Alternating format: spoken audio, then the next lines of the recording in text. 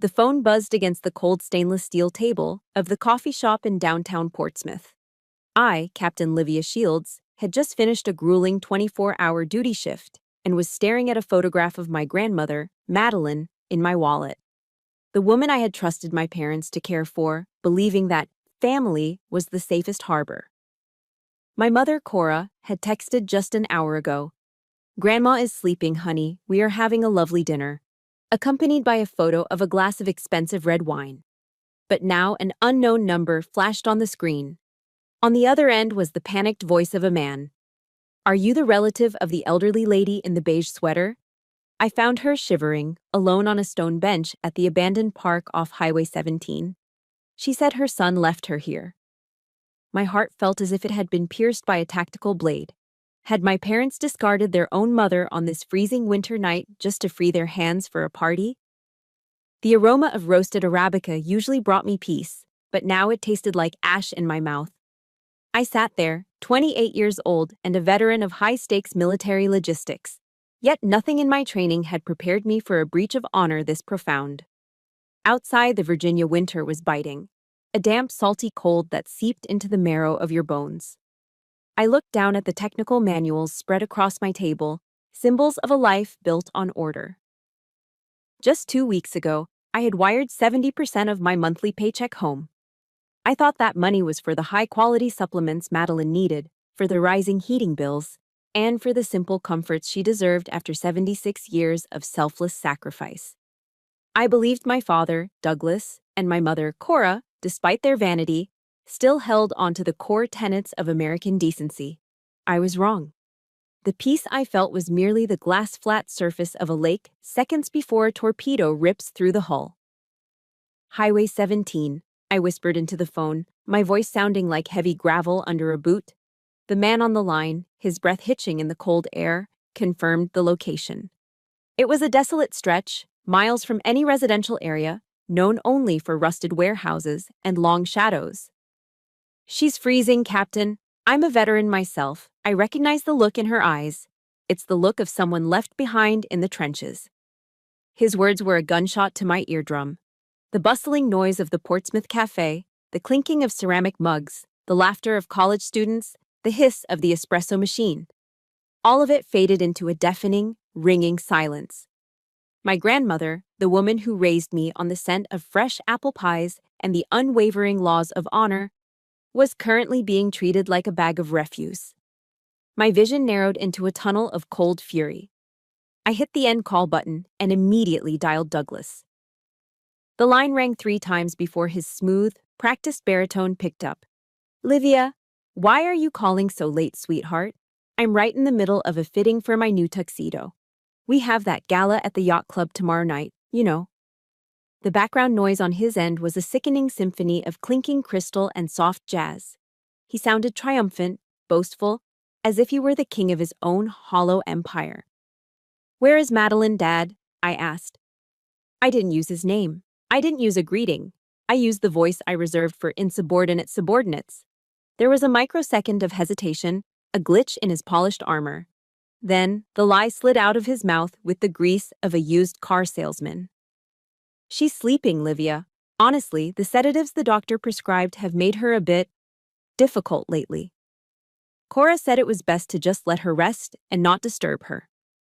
Why the sudden interrogation? The air in the cafe felt thin. I could almost smell his expensive cologne through the receiver, a sharp contrast to the frozen, salty air I knew my grandmother was breathing at that very moment. He was standing in a room full of designer labels and high society aspirations, while his own mother was huddled on a rusted bench.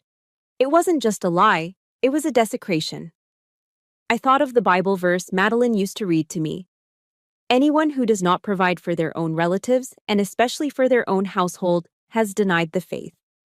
Douglas hadn't just denied his faith, he had auctioned his soul for a seat at a VIP table. "Don't disturb her," I repeated, my voice a flat, dangerous line. "I understand perfectly." I didn't scream.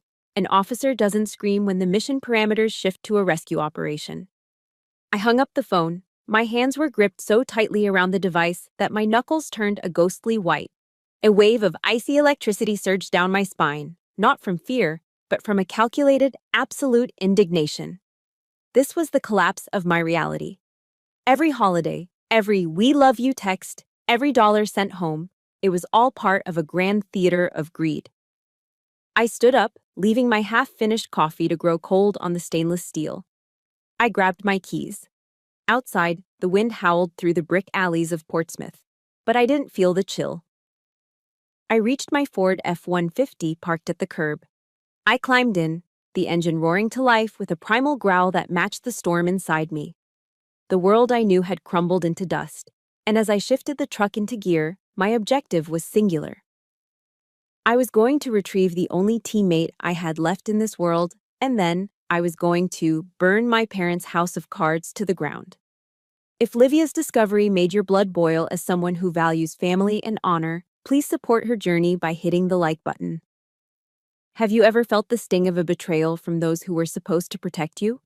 Drop a yes in the comments to stand with Livia as she begins her mission to bring her grandmother home. The tires of my Ford F-150 screamed as I swung the heavy truck onto Highway 17, the roar of the V8 engine the only thing keeping my own spinning thoughts at bay. I pushed the vehicle through the thick, damp Virginia fog, my knuckles white as bone against the steering wheel. As a captain in the United States Army, my mind instinctively defaulted to a tactical assessment, a survival mechanism against the rising tide of panic.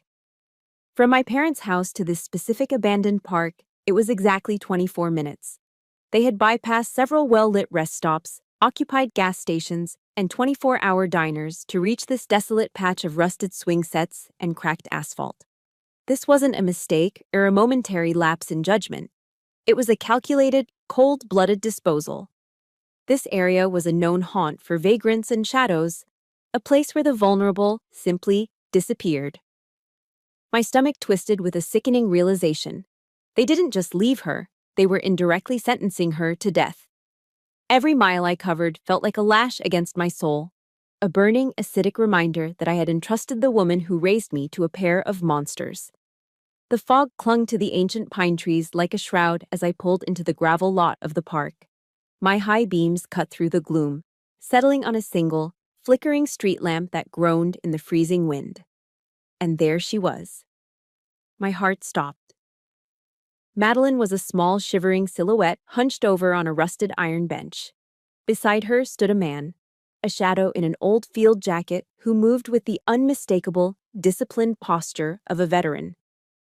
He was shielding her from the biting wind with his own body, a silent sentinel in the dark. As I killed the engine and vaulted out of the truck, the silence of the night was shattered by the sharp sound of my boots hitting the pavement. I flicked on my tactical flashlight, the beam sweeping across the dead grass until it landed on her face. What I saw was a total collapse of a human spirit. Madeline Chamberlain, the woman who had stood tall through every storm of my childhood, was now a broken shell. Her beige sweater was soaked through with the freezing mist, and her eyes, once bright with wisdom, were clouded and glazed. Her tears had practically frozen against her wrinkled cheeks. Beside her sat a single canvas bag, stuffed haphazardly with old journals and a few trinkets. Her entire life, discarded in a single trip like a load of refuse for the landfill. "Livia," she whispered, her voice a fragile thread that barely carried through the howling wind. I knelt before her, my knees hitting the cold, damp earth without regard for my uniform. I ignored the man standing guard for a moment, my focus entirely on the woman whose hands were shaking so violently she couldn't even clutch the straps of her own bag. "I'm here, Grandma. I'm right here," I said, struggling to keep the military steel in my voice from cracking into 1,000 pieces. She leaned in, her breath smelling of the faint, medicinal scent of the oil she used for her aching joints. They said I was a parasite, Livia," she rasped, the words tumbling out in a broken, agonizing sob. "Cora told me that your soldier's salary wasn't enough to pay for the burden of having me in the house. She said she couldn't stand the smell of an old woman's medicated oil in her designer hallways anymore. She said I was rotting the air of her perfect life." The words hit me like a physical blow to the chest. A parasite. A burden. My mother had taken the 70% of my paycheck I sent home every month and used it to fuel her shallow social climbing, all while treating my grandmother's very existence as a debt that had to be repaid in daily humiliation. They had stripped her of her dignity, weaponized my sacrifice against her, and then tossed her out into the dark because she no longer had any utilitarian value to their brand. The betrayal was absolute. It wasn't just about the money. It was about the cold-blooded dehumanization of the person who had given them everything. I stood up slowly, the fury inside me transitioning from a wild, uncontrolled fire to a focused, freezing laser. I reached into the back seat of my truck and pulled out my dress blues, the heavy dark blue wool of my formal uniform. It was a garment of highest honor, a symbol of the oath I took to protect. Without a word, I draped the jacket over her shivering shoulders. The gold buttons and the sharp military stripes stood in stark, defiant contrast to her tattered beige sweater and the rusted iron bench. "Don't say another word, Grandma," I said, my voice as cold and heavy as the steel of my sidearm. "Their mission is over. They have deserted their post. My mission begins now." I didn't let her walk another step in that godforsaken place. I reached down and lifted her into my arms, feeling the terrifying skeletal lightness of her frame. She felt like a bird with broken wings, fragile and hollow. As I settled her into the warm, heated cab of the Ford, I looked at the stranger, the veteran who had watched over her. He gave me a sharp, silent nod, a recognition of duty and shared code. I climbed into the driver's seat and locked the doors, the clicking sound echoing like the chambering of a round in a quiet room. I looked at the dark road leading back toward Portsmouth. My parents thought they were free of their burden. They thought they could go back to their yacht club parties and their hollow prestige without consequence. They were wrong. I wasn't taking her back to that house of lies. That home was dead.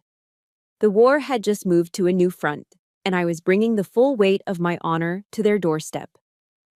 The silence in my small safe house apartment in Portsmouth was thick enough to choke on, broken only by the rhythmic, fragile wheezing of my grandmother as she slept in the guest room. I stood by the window, watching the sunrise over the Virginia coastline, but I felt no warmth. My laptop was open on the kitchen counter, glowing with the sickly blue light of a reality that didn't exist. On the screen, my mother's Facebook profile was a masterpiece of manufactured bliss. Cora had posted a photograph of a sun-drenched patio, featuring a silver tray with a full English breakfast, golden croissants, jars of organic raspberry jam, and 2 delicate porcelain cups. Her caption read, "A peaceful morning knowing Grandma has been moved to the best resort for her golden years. Family is everything." The best resort she spoke of was a rusted iron bench on Highway 17. The audacity of her lie was not just a sin, it was a clinical pathology. I felt a wave of nausea roll through my stomach. For 10 years, I had been the silent financier of this theater. Every deployment, every extra shift, and 70% of my officer's salary had gone into maintaining this fortress of lies. I had believed I was protecting my family's dignity, only to find out I was paying for the shovels they used to bury my grandmother's soul. I took a deep breath, the cold air from the window sharpening my focus. It was time to initiate a signals intelligence operation. I pulled out my phone, set it to speaker, and hit the record button. I needed their lies documented in high fidelity. The line rang twice before my father, Douglas, picked up. His voice was smooth, draped in the arrogant comfort of a man who believed his social status made him untouchable. "Livia, darling, you're up early. Did you sleep well?" "I'm fine, Dad," I replied, my voice a flat, calculated mask of calm. "I was just thinking about Grandma. I wanted to send some extra funds for her checkup. I want to make sure she's getting the best care." I heard him chuckle, a sound of condescending affection that made my skin crawl. "Livia, you are truly thoughtful to a fault." "But there's no need, sweetheart. I've already taken care of everything. Madeline is currently at a high-end private clinic in the suburbs. Very exclusive, very quiet. In fact, they have a strict no-phone policy for the patients to ensure absolute tranquility. She's probably having a massage right now." He lied with the professional ease of a man who had forgotten what the truth sounded like. He didn't miss a beat, didn't stumble over a single syllable. He sat there, likely sipping expensive coffee, describing a fictional paradise while his mother lay in my guest room with frostbitten fingers. My heart constricted as I realized how easily he must have manipulated me for a decade. Every "she's doing great" and every "she misses you" was a calculated move in a game I didn't even know I was playing. A high-end clinic, I repeated, my voice tight. That sounds expensive. Can I have the address? I'd like to send her some flowers. Before Douglas could answer, the phone was snatched away. Cora's voice, shrill and dripping with elitist venom, pierced the air. Listen to me, Captain. Don't you dare bring that interrogation habit you use on your subordinates into this house. We are your parents, not your suspects. I just want to know where she is, Mom, I said, my grip on the phone tightening until my knuckles ached. You are just a low-level soldier, Livia, Cora hissed, her voice vibrating with a decade of suppressed resentment. You spend your days covered in mud and motor oil, playing hero in the dirt. You have no idea what it takes to maintain an elite lifestyle or the burden of managing a senile old woman in high society. Madeline being with us was an act of charity, a sacrifice we made for your sake. If you continue to interfere with our decisions, don't be surprised when we cut off all communication. You'll never see her face again. We will make sure you are legally barred from her life. Do you understand? The threat was clear. They were weaponizing her life against me, using my love for her as a leash. They believed they held all the cards because they had the money, the prestige, and the social standing in this town. They saw me as nothing more than a source of income and a muddy-booted outsider to their polished world. I didn't argue. I didn't beg. I simply hung up. The silence that followed was heavy with the metaphorical scent of gunpowder. They thought they were in a position of power, sheltered behind their yacht club memberships and designer labels. But they had forgotten one fundamental rule of engagement. Never underestimate a soldier who has nothing left to lose. I sat down at my desk and opened a new folder on my drive. I labeled it Target Profile. They had spent years building their fortress of lies, but every fortress has a structural weakness. I began scrolling through my contacts, looking for the names of those who lived in the shadows of their elite neighborhood. The people they ignored, the neighbors they looked down upon. I was going to find the cracks in their perfect world. I wasn't just going to take my grandmother away. I was going to strip them of the only thing they valued more than life itself, their reputation. The reconnaissance phase was over. It was time for the ambush. The air inside the Sunset Diner was thick with the heavy scent of old grease and the bitter, metallic tang of coffee that had been reheated far too many times. It was a classic Virginia greasy spoon, the kind of place where secrets were whispered over chipped ceramic mugs and vinyl booths that had seen better decades. I sat across from Rose, a woman who had lived next door to my parents for over 20 years. She looked smaller than I remembered, her frail hands trembling as she clutched a heavy silver fork, her eyes darting everywhere except toward my face. I wasn't wearing my dress blues today. I was in civilian clothes, a simple dark jacket and jeans. But the aura of a captain didn't wash off with a change of clothes. My gaze was steady, a tactical lock on my target. I knew Rose was the weak link in my parents' fortress of lies. I could see the sweat beading on her upper lip despite the air conditioning. Rose, I'm not here to make small talk, I said, my voice low and vibrating with a controlled, rhythmic authority. I know you were on your porch that night. I know you saw my father's Ford Expedition pull out of the driveway at 11 p.m. on Tuesday. You saw who was in the back seat. The silence that followed was heavy, punctuated only by the distant sizzle of the grill and the muffled chatter of truckers in the back corner. Rose stared down at her half-eaten plate of hash browns. Livia, please, she whispered, her voice cracking like dry parchment. Douglas, your father. He told us all at the last neighborhood watch meeting that anyone who meddled in the Shield's private family business would be facing a massive defamation lawsuit. He's got friends on the council, Livia. He's got lawyers on speed dial. I'm a widow on a fixed income. I can't afford to be a liability to my own estate. It was a classic Douglas Shields move, using litigation as a weapon to build an empire of fear in a suburban cul-de-sac. He and Cora had effectively gagged the entire neighborhood. "And what did Cora tell you?" I pressed, leaning forward just enough to invade her personal space, the way I had been trained to do in interrogation rooms. Rose swallowed hard, her throat clicking.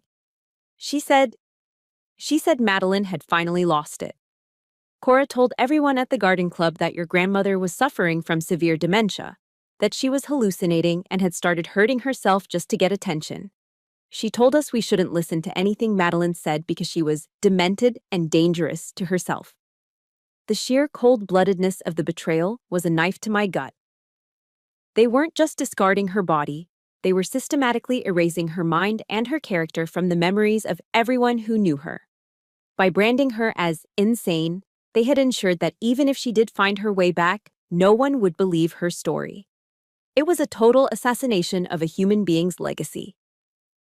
My grandmother, a woman who had taught Sunday school for 40 years, was being painted as a madwoman by the very people who shared her blood. I reached into my pocket and pulled out a photograph. It was a raw, unedited shot of Madeline sitting in the military hospital bed 2 nights ago. Her eyes were red-rimmed, staring into a void of pure, unadulterated heartbreak, her hands clutching the beige sweater I'd found her in. I slid the photo across the Formica table. "She's been your friend for 20 years, Rose. You two used to exchange apple pie recipes every autumn. You went to the same church, and you let them throw her into the darkness of a desolate park like she was a bag of industrial refuse?" Rose looked at the photo, and I saw the exact moment her conscience finally snapped. It was a visible breaking point, a shudder that started in her shoulders and ended with a sharp, choked sob. The fork in her hand clattered against the porcelain plate, the sound echoing through the diner like a gunshot. "She was crying, Livia," Rose gasped, the words finally spilling out in a rush of agonizing guilt. Madeline was begging Cora to let her stay. She was clutching the car door handle so hard her knuckles were white. Cora just shoved her hand away and told Douglas to drive before the neighbors saw. I saw it all from behind my curtains. I wanted to run out there, I swear I did. But I was so scared of what Douglas would do to me. Each word felt like a bullet hitting my heart, painful but necessary. I had my witness. The gatekeeper had opened the door. "There's more, isn't there?" I asked. Rose wiped her eyes with a coarse paper napkin. "The town hall meeting," she whispered. "This Saturday. Douglas is the keynote speaker. He's giving a presentation on sustainable American families to secure his seat as the council president. He's using your grandmother's successful transition to a luxury resort as his primary case study for family values." The irony was sickening, a level of hypocrisy that made my blood run cold. I reached across the table and gripped Rose's hand, not to threaten her, but to anchor her. "You don't have to do anything right now, Rose, but when I call your name in that meeting, I need you to stand up and tell the truth. For Madeline. For the 20 years of friendship Douglas tried to buy with a threat." I stood up, leaving a $20 bill on the table for the coffee we barely touched. The ambush now had a time and a place. Saturday, the town hall. Douglas and Cora were about to find out that a soldier's honor is a lot harder to silence than a neighborhood's fear. The silence of my parents' suburban home was deafening, a hollow void masked by the cloying, expensive scent of vanilla and sandalwood candles. I stood in the darkened hallway, my shadow stretching across the polished hardwood floors. I had used the spare key hidden beneath the heavy ceramic planter on the porch, a secret I had kept since I was 17. As a captain in the United States Army, I knew the importance of an unobserved entry. I wasn't here as a daughter tonight. I was a tactical operator on a reconnaissance mission. The walls were lined with large framed family portraits, Cora and Douglas smiling in their Sunday best, the perfect image of a successful American family. Looking at them now, those smiles felt like the painted masks of predators. I walked past the mahogany console table, my boots making no sound on the Persian rug, heading straight for the room that held the digital heart of their deception, Douglas's home office. The office smelled of leather and expensive cigars.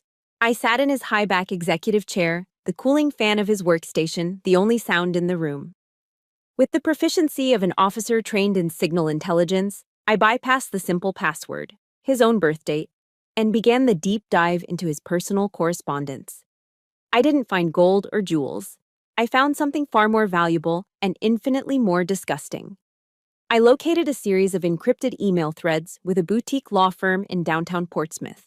The subject lines were clinical and cold: financial incapacity assessment and asset liquidation strategy. As I scrolled through the attachments, the bile rose in my throat. Douglas and Cora had spent months meticulously documenting incidents of Madeline's supposed mental decline. They were building a legal cage to prove she had lost her capacity to manage her own affairs. Their goal was to seize control of her Social Security, her modest savings, and her veteran's widow pension. It was systematic, legalized theft. I saw my own name mentioned in a memorandum. Livia's contributions are to be diverted to the House Maintenance Fund immediately upon the filing of the incapacity papers. For 10 years, I had poured my heart and 70% of my officer's salary into this house, thinking I was securing a future for my grandmother. In reality, I was funding the very lawyers who were drafting the papers to erase her autonomy. I was the unwitting financier of my own grandmother's imprisonment. I moved to the security system interface next. The Ring camera data was stored in a cloud folder labeled Property Maintenance. I navigated to the timestamp of that freezing Tuesday night. The footage flickered to life, the high-definition night vision rendering the scene in eerie shades of gray. I saw the front door swing open. Douglas appeared, his hands gripped tightly around Madeline's upper arms as he hauled her toward the SUV. She looked so small, so fragile, her feet shuffling to keep up with his angry, impatient strides. Then Cora stepped into the frame. She wasn't crying. She was adjusting her silk scarf, her face a mask of bored annoyance. I increased the volume, the audio picking up her sharp, piercing rasp over the sound of the wind. Just get her in the car, Douglas. If the neighbors see her like this, it's social suicide. Go to the park off 17. Nobody goes there this time of year. Madeline was trembling, her hands reaching out to grab the car door, her mouth moving in a silent plea for mercy. Cora just stood there with her arms crossed. Just go, you senile old woman. You're ruining our reputation with that smell and your constant rambling. You're lucky we aren't leaving you at a shelter. Seeing my grandmother clutch that car door like it was her last hope for survival made my breath catch in my chest. My heart felt as if it were vibrating, ready to explode against my ribs, with a pressure I had never felt even in the heat of combat. The final piece of the puzzle lay in a hidden directory labeled Project Haven. It wasn't a clinic or a resort. It was a real estate development plan. My grandmother owned a significant tract of coastal land on the outskirts of the city, land that had been in the Chamberlain family for generations. Douglas and Cora had discovered that the city had quietly rezoned the area for a multi-million-dollar luxury resort. They weren't just discarding her for convenience, they were clearing her out of the way so they could sell her birthright to the highest bidder. This was a strategic purge, a war of greed where the casualty was their own mother. I leaned back, my eyes burning. I felt a strange, cold emptiness. My parents were no longer human beings to me. They were monsters draped in designer labels. I stood up to leave, but my hand brushed against a small, dusty wooden door in the corner of the office, the old linen closet. Inside, pushed back into the shadows and covered in a fine layer of dust, was a garment bag. I unzipped it and found my grandfather Harold's old army uniform. The brass buttons were tarnished, but the patches, the same ones I wore, still held their shape. I touched the rough wool, remembering his voice telling me to always protect those who couldn't protect themselves. It was a sentinel from the past, a silent reminder of the oath I had taken. I took out my encrypted USB drive and copied every email, every video, and every legal document. I erased my digital footprint with practiced ease and stepped back into the hallway. I looked at the family portrait on the wall one last time. They wanted to maintain their reputation? Fine. I was going to give them a reputation that would follow them to their graves. I walked out into the night, the weight of the truth in my pocket, ready to bring the full force of my judgment to the town hall. The Portsmouth Town Hall was a grand, echo-filled sanctuary of white marble and polished mahogany, a place where the collective conscience of our community was supposed to reside. Tonight, the air was heavy with the scent of expensive perfume and floor wax, buzzing with the low hum of 400 influential citizens. At the front of the room, standing behind a podium draped in a banner that read, "Sustainable American Families," was my father, Douglas Shields. He looked every bit the successful patriarch in his charcoal gray Italian suit, his voice booming with a practiced, hollow sincerity. "Integrity is the bedrock of our neighborhood," he proclaimed, gesturing to the audience with a smile that had fooled me for 28 years. "Responsibility to our elders is not just a duty, it is the soul of the American home." The irony was a bitter poison in my throat. I stood at the very back of the hall, the heavy oak doors still vibrating from my entrance. I wasn't the daughter they expected to see. I was wearing my dress blues, the dark blue wool pressed to a razor's edge, my silver bars and service ribbons catching the harsh overhead lights. Every step I took toward the stage was a rhythmic, metallic strike. The sharp click-clack of my polished heels hitting the hardwood floor like the beat of a war drum. Beside me, Madeline stood tall, her hand resting lightly on my forearm. She wasn't the demented old woman my parents had described. She was a silent monument of dignity, her eyes clear and filled with a cold, unwavering light. The hall fell into a vacuum of silence. The whispering stopped. Douglas froze mid-sentence, his hand suspended in the air as if he had been turned to stone. His face went through a terrifying transformation, from arrogant confidence to a pale, sickly mask of pure dread. Cora, sitting in the front row, let out a soft, audible gasp, her fingers digging into her designer leather clutch. I didn't wait for an invitation. I marched up the center aisle, the eyes of Portsmouth burning into my back. I reached the stage, stepped up to the AV technician's desk, and thrust my encrypted USB drive into the system. "Ladies and gentlemen," I said, my voice projecting with the flat, dangerous clarity of a field commander. "I am Captain Livia Shields. I am not here to talk about abstract integrity.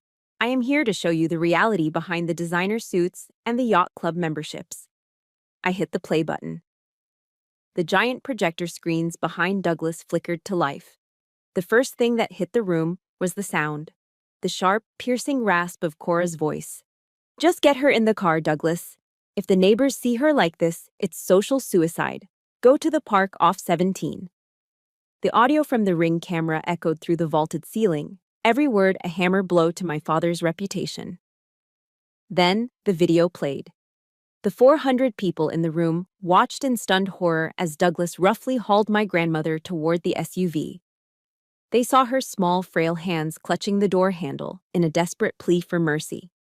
They saw Cora standing with her arms crossed, her face a mask of cold, elitist indifference. "Go to the park," my father's recorded voice echoed through the hall, sounding like a death sentence. "Stay there until you clear your head, you old burden." The reaction was instantaneous. A collective gasp rippled through the audience, followed by a low, dark growl of indignation. These were people who had known Madeline for decades, people who had bought her apple pies and sat next to her in church. They were seeing her soul being systematically dismantled by the very people who claimed to be her protectors. Cora snapped. She bolted from her seat, her face distorted with a wild, animalistic fury. She stormed onto the stage, her high-pitched scream echoing through the speakers. "You are a demon, Livia! You are a traitor to your own blood. You are destroying your parents for the sake of a senile, useless old woman who has been a parasite on our lives." I didn't flinch. I looked directly into her bloodshot eyes, my voice as cold as a Virginia winter. "She is not a parasite, Cora. She is the mother who gave life to the man you married.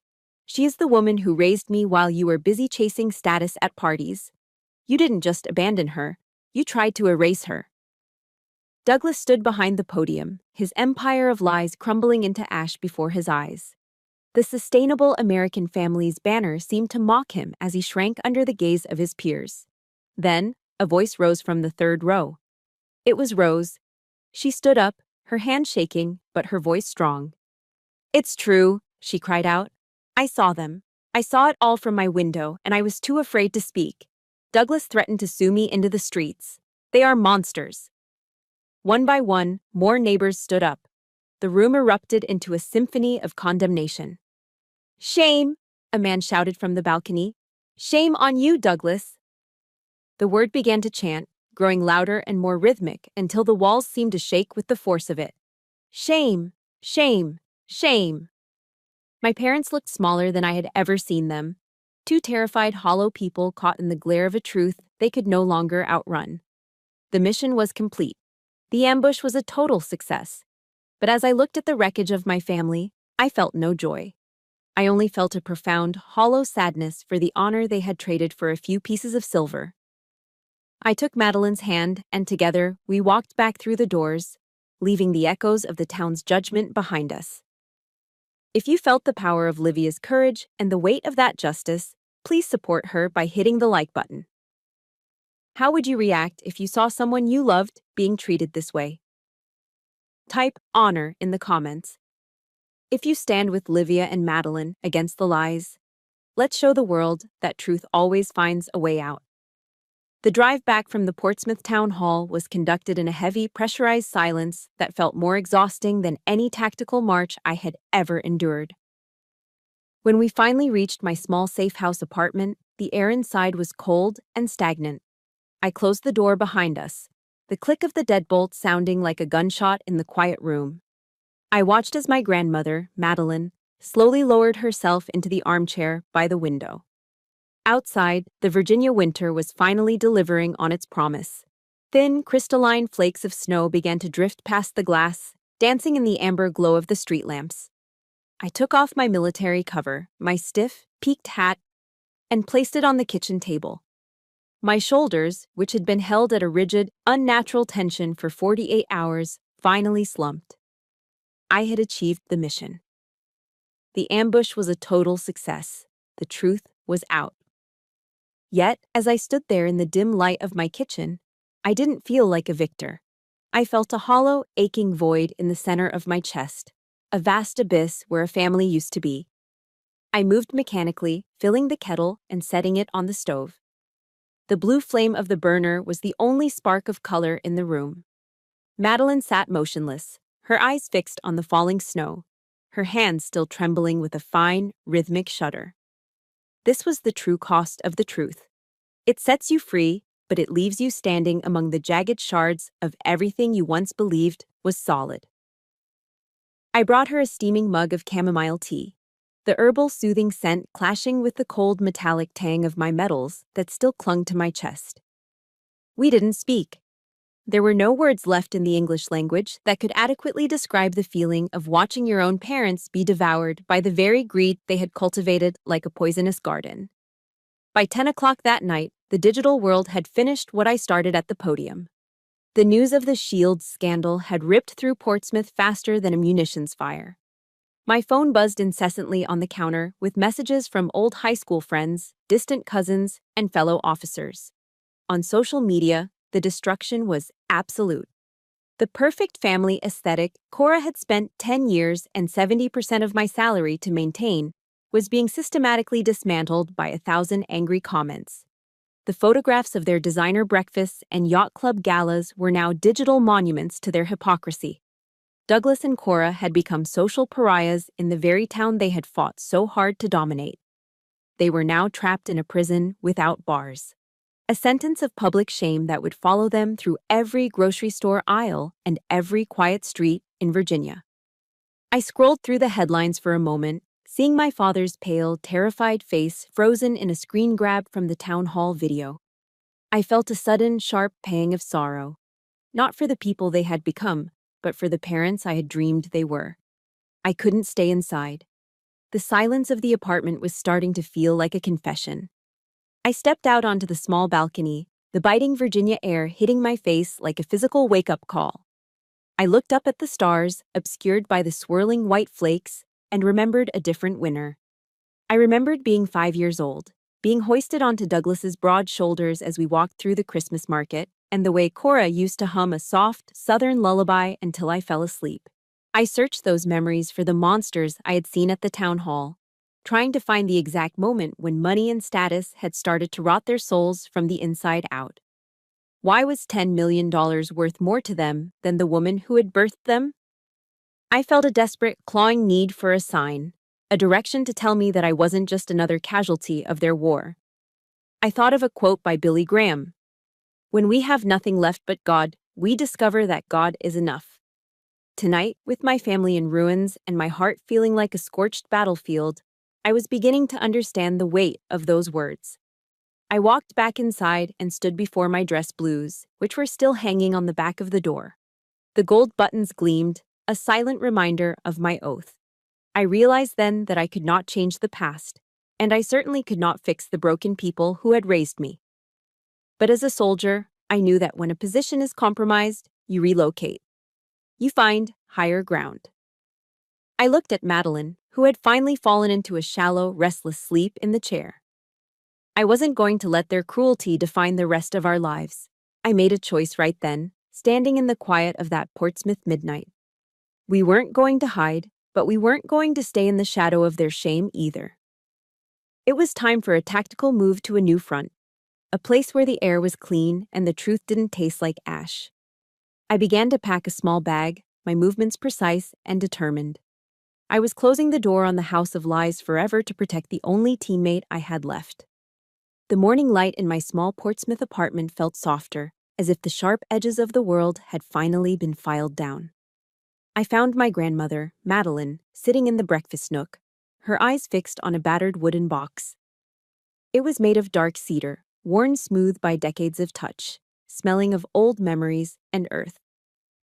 As I sat down, she slid the box toward me, her thin fingers trembling with a quiet, steady purpose. "Livia," she whispered, her voice carrying a resonance I hadn't heard since before the storm at the park. "Your father and Cora saw me as a liability, an expense they didn't want to pay. But your grandfather, Harold, was a man of the soil. He knew the real value of a life is often buried where the shallow-minded refuse to look." I opened the box to find a stack of legal documents. They were land deeds and a comprehensive urban development report. Years ago, Harold had quietly purchased 50 acres of scrubland on the outskirts. Others dismissed it as worthless, but Portsmouth had recently finalized a massive rezoning plan. That scrubland was now the center of a new residential and commercial hub. According to the valuation summary from last month, the property was worth $3 million. I sat there, stunned, the paper feeling heavier than my service weapon. All the humiliation and the insults Cora had hurled at me became absurdly pathetic in an instant. My parents had discarded a literal gold mine because they were too blinded by their own petty greed to notice what was right in front of them. The news of the inheritance didn't stay quiet for long. By the next afternoon, as the legal filings moved through the county system, the silence of my apartment shattered. My phone became a battlefield. Douglas and Cora, who had spent the week hiding in shame, were suddenly desperate to reconnect. My screen filled with messages dripping with manufactured tears and frantic apologies. "Livia, we were just so stressed," Douglas wrote in one message. "We want to bring Grandma home and give her 5-star care." It was sickening. Their repentance didn't sprout from a change of heart. It sprouted the second they caught the scent of $3 million. In my world, there is no honorable discharge for those who betray their own. The climax of their desperation arrived 2 hours later with a frantic pounding on my door. Looking through the peephole, I saw Cora. Her hair was a mess, her face blotchy from crying. When I refused to open the door, she sank to her knees in the hallway, her sobs echoing through the wood. "Livia, please, we're your parents. Just let us talk to Madeline." I stood on the other side, my heart as cold and unyielding as the steel of my rank. They had deserted this family the moment they left a 78-year-old woman on a park bench in the rain. I walked back to the living room, where Madeline was watching me with quiet wisdom. She took my hand, her skin like wrinkled parchment. "Don't let the hatred consume you, Livia," she said, her voice a gentle anchor. "Don't carry that hate. It's a heavy pack, and you've already marched far enough. Forgiveness isn't about letting them back in," she continued softly. "It's about setting yourself free from the burden they created." I looked into her eyes and realized she was right. Forgiveness was the ultimate weapon. It was the power to move forward without being tethered to their rot. I thought of the words of Jesus, "Father, forgive them, for they do not know what they are doing." They truly didn't know. They had traded their souls for a lifestyle, and in the end, they lost both. The finality came in a glass-walled lawyer's office downtown. Madeline sat across from an attorney, her back straight and her dignity reclaimed. She signed the trust documents, officially transferring every acre into my name. "My son and his wife lost their right to this legacy long ago," she said, her voice echoing with the authority of a queen. "This property belongs to the one who knows the meaning of honor." Douglas stood in the lobby, watching us through the glass partition. His face was a mask of distorted regret, not for the mother he almost killed, but for the fortune he would never touch. They were left with nothing. No reputation, no family, and no millions. Their punishment was the life they had built, a hollow, impoverished existence in a town that would never forget their names for all the wrong reasons. As we walked out, I felt a new strength rising within me, a legacy of honor that was worth more than any medal or any amount of gold. I took Madeline's hand and didn't look back. We were heading toward a future they could never buy, protected by a truth they could never silence. The golden sunlight of a Virginia autumn spilled across the wide, wrap-around porch of our new home, a far cry from the shadowed and stagnant rooms of the Portsmouth apartment. 6 months had passed since the truth shattered the Shield's empire of lies, and the air here felt fundamentally different. It tasted of salt, cedar, and an absolute sense of freedom. I woke up every morning now not to the jarring, rhythmic shriek of a combat alert or the cold dread of a betrayal, but to the gentle, comforting hiss of the coffee maker and the soft, morning song of blue jays in the azalea garden. This was the sanctuary I dreamed of during the long, lonely nights in the barracks. It was a place where every floorboard echoed with genuine respect instead of hidden resentment. Madeline looked 10 years younger. The deep lines of fear that once etched her face had softened into a radiant peace that seemed to glow from within her spirit. Her laughter was no longer a fragile, guarded thing. It was a warm melody that signaled our survival and our complete, beautiful rebirth in a house built on truth. Our souls had found their absolute peace. With the capital from the strategic sale of one small portion of the coastal land, I had officially launched Shields and Chamberlain, a private security and military consulting firm. It was a business built on the foundation my grandfather Harold would have respected: absolute loyalty, surgical precision, and unyielding integrity. I made it my primary mission to hire fellow veterans, men and women who carried their own physical and invisible scars, but still held fast to a sacred code of honor. Our office was not just a place of commerce, it was a sanctuary for those who had served and were looking for a new front to fight on. I did not wear my dress blues every day anymore, but the spirit of an officer remained at the very core of my operation. We worked with a discipline that was fair and firm, protecting those who could not protect themselves. I realized then that my service had not ended with my discharge. It had simply evolved into something more human. Steve Jobs once said that our time is limited, so we should not waste it living someone else's life. I was finally living mine, dictated by my own honor and integrity. The contrast between our new life and the hollow existence of my parents was undeniable and stark. A few weeks ago, I ran into Cora at a local discount grocery store on the outskirts of Portsmouth. The woman who once spent thousands of dollars on silk scarves and organic jams was now pushing a rickety trolley filled with generic brand canned goods and bargain basement detergent. She looked gray and exhausted, her clothes slightly frayed at the cuffs, her eyes now dull and defeated. When she saw me walking toward my new SUV in the parking lot, she did not scream. She simply ducked her head and hurried away into the shadows of the store, unable to meet my eyes. The social execution was absolute. Douglas was working 12-hour night shifts as a low-level security guard for a warehouse district, struggling to pay off the mountain of debt they had accrued trying to maintain their fake lifestyle. As I watched Cora scurry away, I did not feel the rage that had fueled me months ago. I only felt a deep, heavy pity for two souls who had traded their mother's love for a pile of silver that had finally turned to ash. They were still breathing, but they were living in a tomb of their own making, haunted by the ghost of a reputation they could never reclaim. As the evening sun began to dip behind the tree line, casting long amber shadows across the manicured grass, I sat on the porch with Madeline. A stack of old Polaroid photos of Harold rested on our laps. The colors faded, but the memories vivid and bright. She told me stories of their younger years, of the strength it took to build a life from nothing but dirt and determination. "Livia," she said, her hand reaching out to squeeze mine, her grip surprisingly steady and warm. "Your greatest victory was not the $3 million from the land or the professional success of this company. It was that you found your own soul in the middle of that hurricane." I nodded, feeling a lightness in my chest that no metal could provide. We walked inside together to prepare a simple American dinner: meatloaf, mashed potatoes, and green beans. The kind of meal that tasted like freedom and home. My scars were still there, hidden beneath my skin, but they were no longer wounds of betrayal. They were badges of honor, proof that I had fought for the truth and won. The dawn was finally here, and for the first time in my life, I was exactly where I was meant to be. Our journey was worth every mile of the march, and we were home.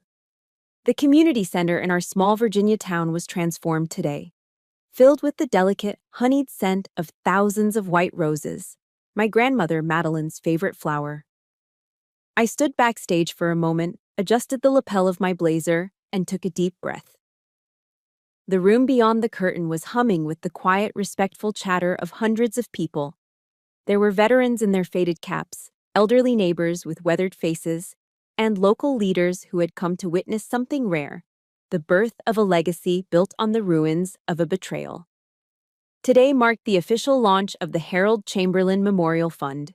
We had dedicated a massive portion of the $3 million from the land and the profits from my new firm to create a lifeline for the forgotten. We were building a safety net for the lonely seniors and the aging veterans who had been pushed into the shadows of society, much like my grandmother had been on that freezing night in the park.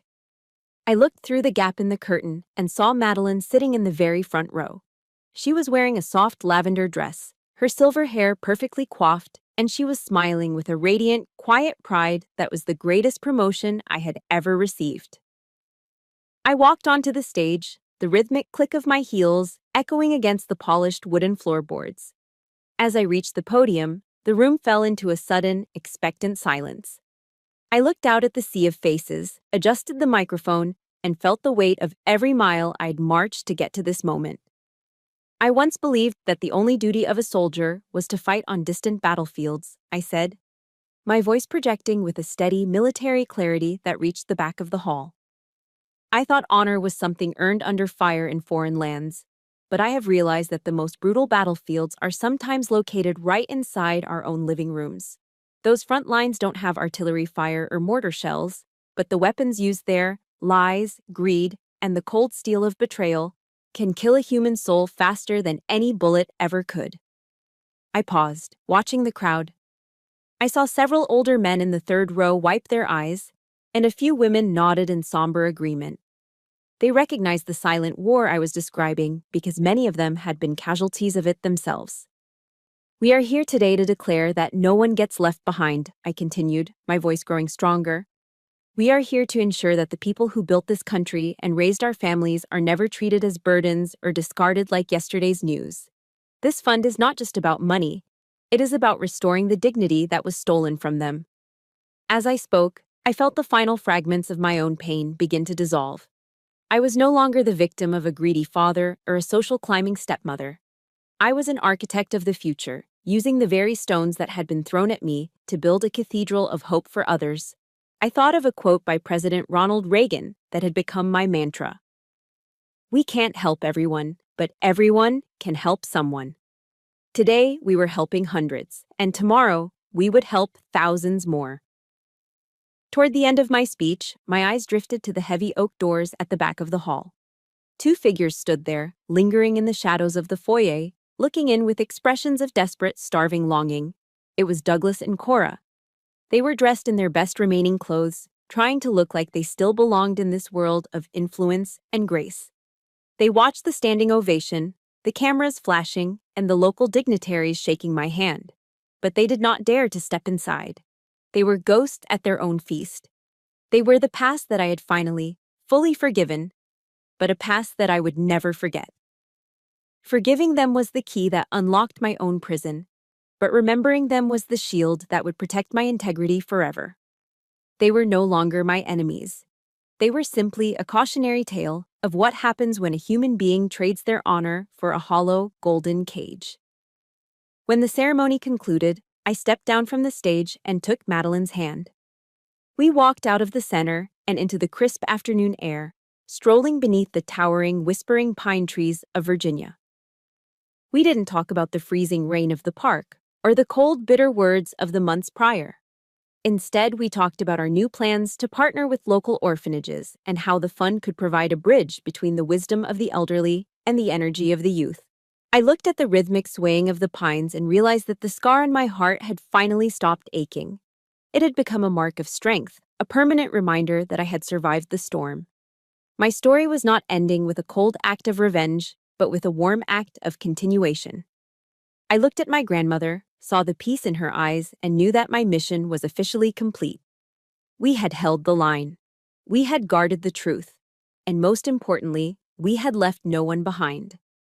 Reflecting on this long march, I have realized that true honor is not a medal you wear on your chest, but the standard you live by when no one is watching. My parents traded their souls for the hollow illusion of social status, while I found my true purpose in the wreckage they left behind.